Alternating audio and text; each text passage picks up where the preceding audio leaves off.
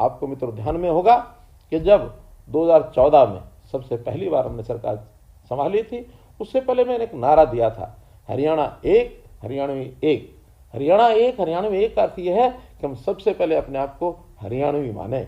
हमारे छोटे छोटे वर्ग हो सकते हैं, जातियां भी हो सकती हैं, व्यवसाय हमारे हो सकते हैं, आयु का अंतर हमारा हो सकता है, लेकिन इन सब बातों से ऊपर अगर एक सोच लेकर के चलनी है तो हम हरियाणवी हैं। हरियाणा एक हरियाणवी एक, इस बात को यदि लेकर के चलेंगे तो निश्चित रूप से आगे बढ़ेंगे। हमने अपने इस विकास के मॉडल को हरियाणा में इस प्रकार से भी बनाया कि बहुत योजनाएं सरकारों की जातियों के आधार पर बनती रही हैं। SC/BC एक कमजोर वर्ग है, मान के चलता हूं, लेकिन कमजोर वर्ग सामान्य समाज में भी बहुत बड़ी संख्या में ऐसा वर्ग होता है। तो आखिर हमने सुख सुविधाएं किनकी बढ़ानी है?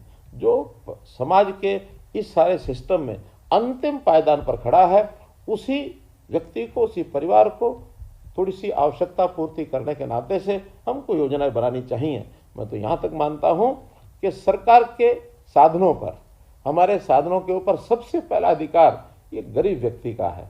तो गरीब व्यक्ति की सेवा पहले होनी चाहिए, वो किसी भी जाति का हो।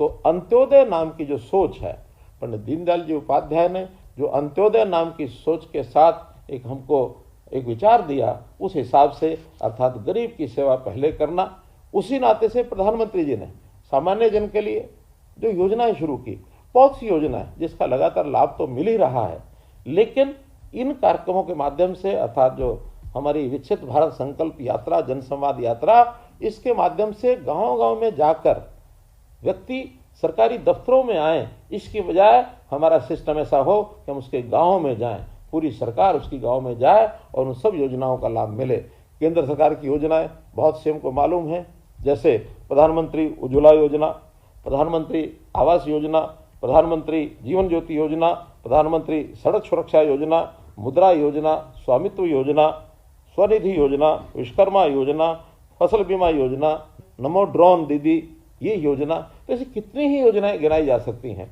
इन सब योजनाओं का लाभ आखिर जिस व्यक्ति की जरूरत है उसको मिल रहा है कि नहीं मिल रहा है, इसकी जानकारी तब मिली जाकर के बहुत से लोग अभी भी वंचित थे, जो आज आकर के लगातार इन योजनाओं का लाभ ले रहे हैं। जो लाखों की संख्या में सब लोग उमड़े हैं, उसके अंदर बहुत बड़ी बड़ी संख्या में उन लोगों ने जो योजनाओं का लाभ उठाया है, और उसके अंदर जैसा मैंने बताया कि स्वास्थ्य शिविरों के अंदर स्वास्थ्य की जांच कराने वाले लोग 6,42,000 लोगों ने अपने स्वास्थ्य शिविरों के अंदर जांच कराई है।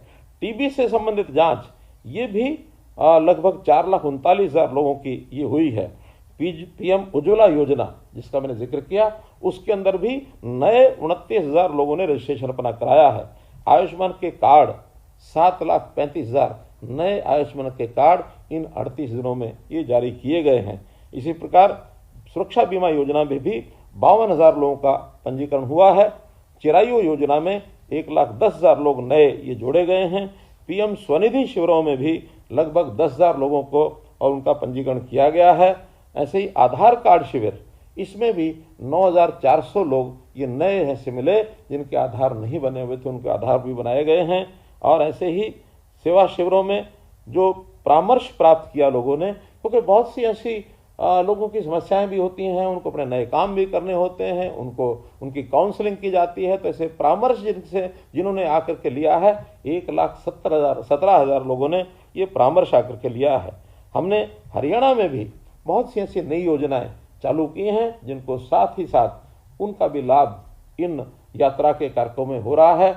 जैसे परिवार पहचान पत्र, इसमें आने वाली कठिनाई इसको भी दूर किया जाता है। लगभग 1,48,000 लोग ऐसे हैं जिन्होंने अपने परिवार पहचान पत्र की कठिनाई के कारण से अपना आवेदन ये दर्ज कराया है।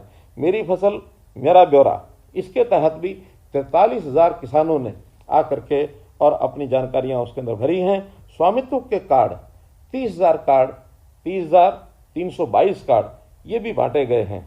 हमने इसी प्रकार से मुख्यमंत्री अंत्योदय परिवार उत्थान योजना ये भी चालू की है, जिसके अंदर बैंकों को कहा गया है कि वो ऋण जो है उसका वितरण करें। 13,552 लोगों ने इसका ऋण का भी बांटने का काम किया है। ऐसे ही सैनिक और अर्धसैनिक कल्याण निगम कल्याण विभाग के जो कैंप हैं, इसमें भी लोगों ने अपनी आकर के शिकायतें दर्ज कराई हैं। 8,059 लोग ऐसे हैं जिन्होंने इसका भी लाभ उठाया है।